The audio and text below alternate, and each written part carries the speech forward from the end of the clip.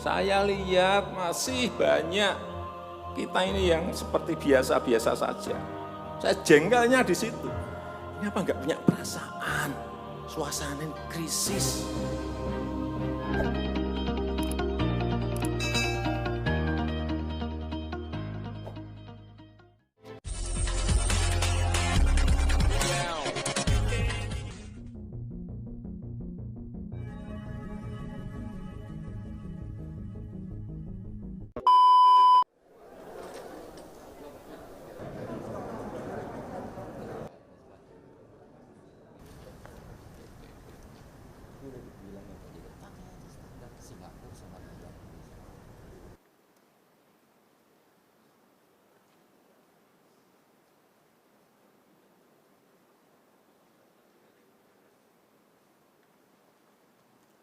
Bismillahirrahmanirrahim.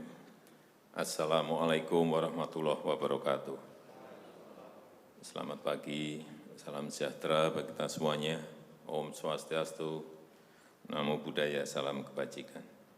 Yang saya hormati Bapak Wakil Presiden, para Menko, para Menteri, yang saya hormati seluruh ketua dan pimpinan lembaga yang hadir, yang tidak bisa saya sebut satu persatu.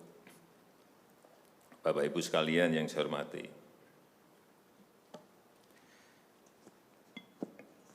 suasana dalam 3 bulan ke belakang ini dan ke depan, mestinya yang ada adalah suasana krisis. Kita juga mestinya juga semuanya yang ada di sini sebagai pimpinan, sebagai penanggung jawab, kita yang berada di sini ini bertanggung jawab kepada 260 juta penduduk Indonesia. Ini tolong digarisbawahi. Dan perasaan itu tolong sama, kita sama. Ada sense of crisis yang sama. Hati-hati, OECD terakhir sehari 2 hari yang lalu menyampaikan bahwa growth, pertumbuhan ekonomi dunia terkontraksi 6, bisa sampai ke 7,6%, 6 sampai 7,6% minusnya. Bank Dunia menyampaikan bisa minus 5%. Perasaan ini harus sama. Kita harus ngerti ini. Jangan biasa-biasa saja. Jangan linier. Jangan menganggap ini normal. Bahaya sekali kita. Saya melihat masih banyak kita yang menganggap ini normal. Nah, kalau saya lihat Bapak, Ibu, dan saudara-saudara masih ada yang melihat ini sebagai sebuah masih normal, berbahaya sekali. Kerja masih biasa-biasa saja. Ini kerjanya memang harus ekstra luar biasa, extraordinary. Perasaan ini tolong sama. Kita harus sama perasaannya, kalau ada yang berbeda satu saja sudah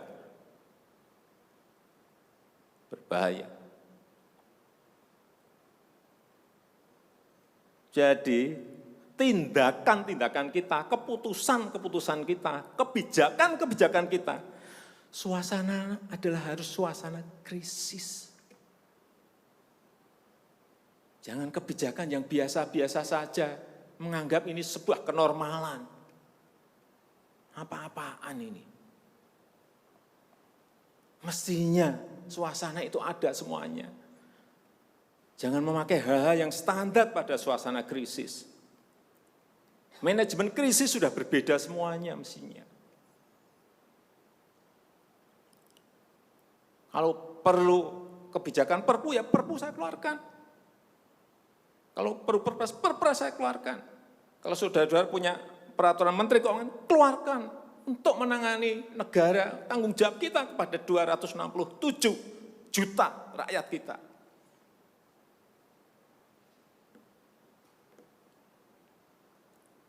Saya lihat masih banyak kita ini yang seperti biasa-biasa saja. Saya jengkelnya di situ. Ini apa enggak punya perasaan? Suasana krisis.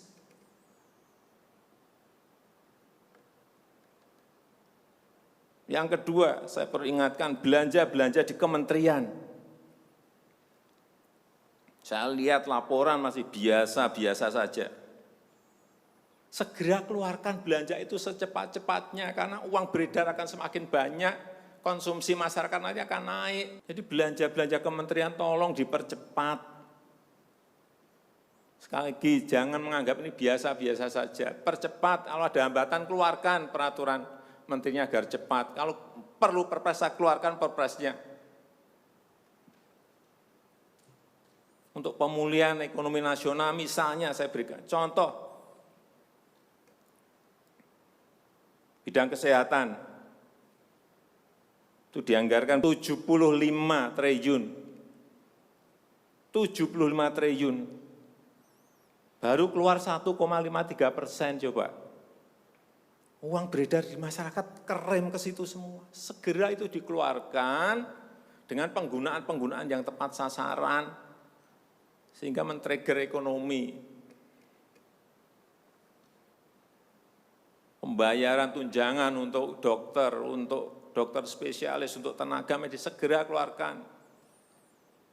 Belanja-belanja untuk peralatan segera keluarkan. Ini sudah disediakan 70-an triliun seperti itu. Bansos yang ditunggu masyarakat, segera keluarkan. Kalau ada masalah, lakukan tindakan-tindakan lapangan.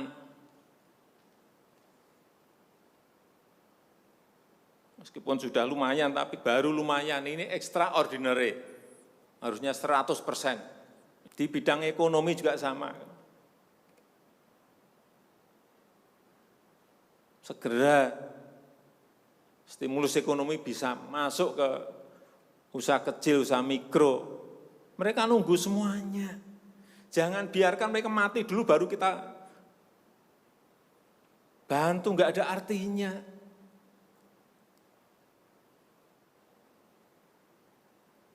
Berbahaya sekali kalau perasaan kita seperti enggak ada apa-apa, berbahaya sekali.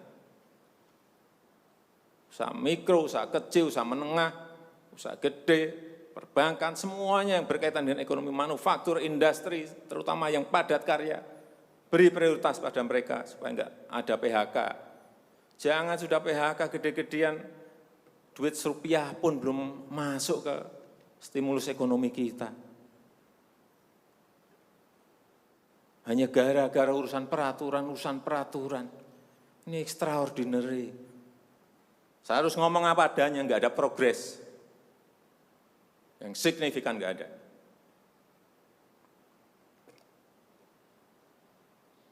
Kalau mau minta perpu lagi, saya buatin perpu. Kalau saudara belum cukup, asal untuk rakyat, asal untuk negara. Saya pertaruhkan reputasi politik saya.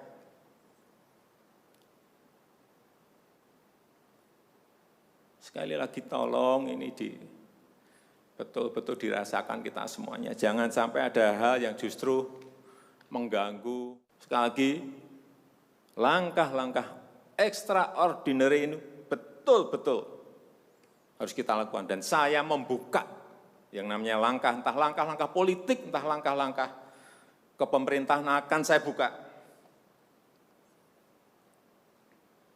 Langkah apapun yang extraordinary akan saya lakukan. Untuk 267 juta rakyat kita, untuk negara. Bisa aja membubarkan lembaga, bisa aja reshuffle, udah kepikiran kemana-mana saya. Entah buat perpu yang lebih penting lagi,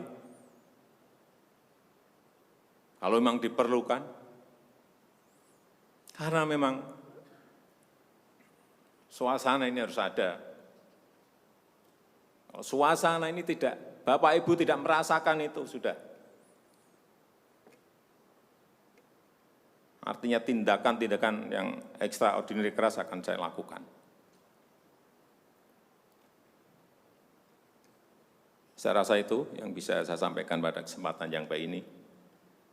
Saya betul-betul minta pada Bapak Ibu dan saudara-saudara sekalian mengerti, memahami apa yang tadi saya sampaikan. Kerja keras dalam suasana seperti ini sangat diperlukan. Kecepatan dalam suasana seperti ini sangat diperlukan. Tindakan-tindakan di luar standar saat ini sangat diperlukan dalam manajemen krisis. Kalau sekali lagi, kalau payung hukum masih diperlukan, saya akan siapkan. Saya rasa itu yang bisa saya sampaikan. Terima kasih. Assalamualaikum warahmatullahi wabarakatuh.